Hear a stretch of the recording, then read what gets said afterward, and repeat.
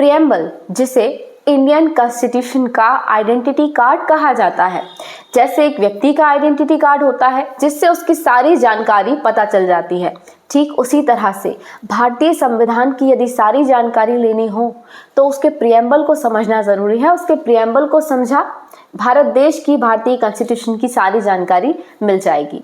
सबसे पहली बात, जो प्रियम्बल है इसे पंडित नेहरू के ऑब्जेक्टिव रिजोल्यूशन से लिया गया था और इसे फिर तैयार किया गया। पूरे विश्व में प्रियम्बल सबसे पहली बार अमेरिका के द्वारा इंट्रोड्यूस किया गया था। अमेरिकन कॉन्स्टिट्यूशन में प्रियम्बल आया और देन उसके बाद में दूसरी कंट्रीज ने प्रियम्बल को अडॉप्ट किया, जिनमें से इंडिया भी एक है।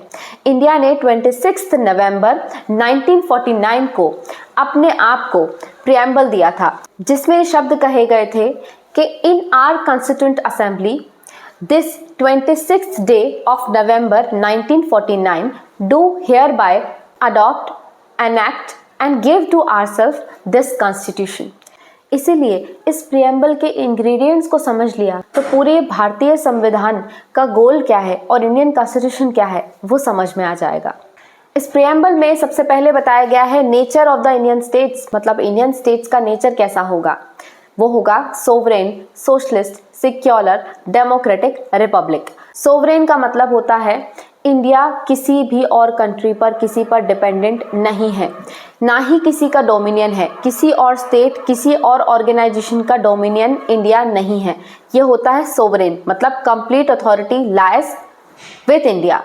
देन इंडियन स्टेट यानी इंडिया का नेचर बताया गया है सोशलिस्ट।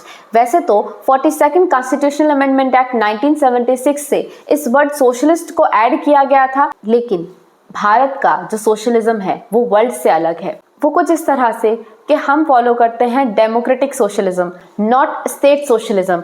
स्टेट सोशलिज्म जहां पर ये कहा जाता है कि private authority, private ownership completely बंद रहेगी, means of production completely government के हाथ में होगा।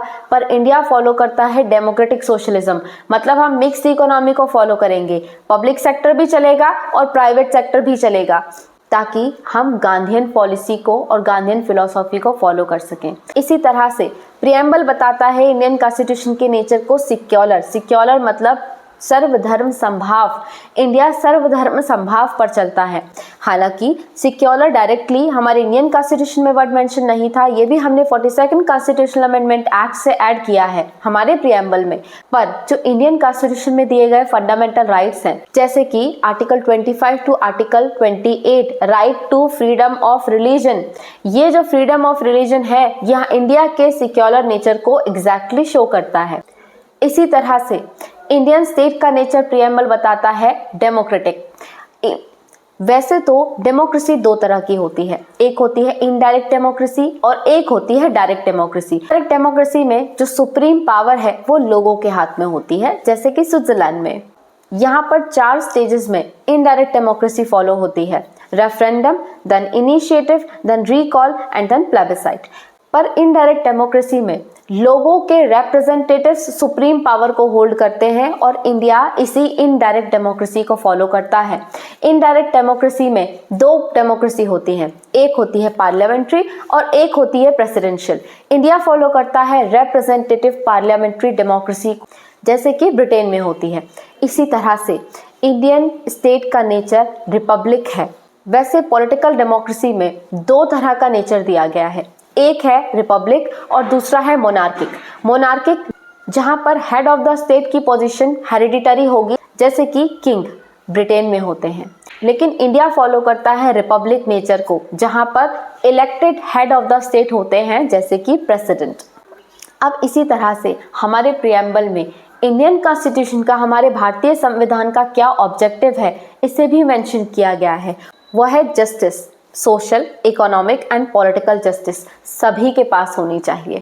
इसके बाद है लिबर्टी, मतलब liberty of belief, thought, expression. हर व्यक्ति को आज़ादी होनी चाहिए, उसके पास में एक पर्टिकुलर सोवरेनिटी होनी चाहिए। इसी तरह से हमारे प्रियम्बल में बताया गया है इंडियन कॉन्स्टिट्यूशन का गोल इक्वालिटी, जहां पर सभी को अधिकार मिले, सोशल, इकोनॉमिक, पॉलिटिकल इक्वालिटी मिले सभी लोगों को। इवन इंडियन कॉन्स्टिट्यूशन के फंडामेंटल राइट्स भी इसी इक्वालिटी की बात करते हैं, जिसे प्रियम्बल में कॉन्स्टिट्यूशन का ऑब्जेक्टिव बताया गया है। वहीं हमारे प्रियम्बल में इंडियन कॉन्स्टिट्यूशन का एक गोल फ्रेटर्निटी भी बताया गया है, मतलब भाईचारा।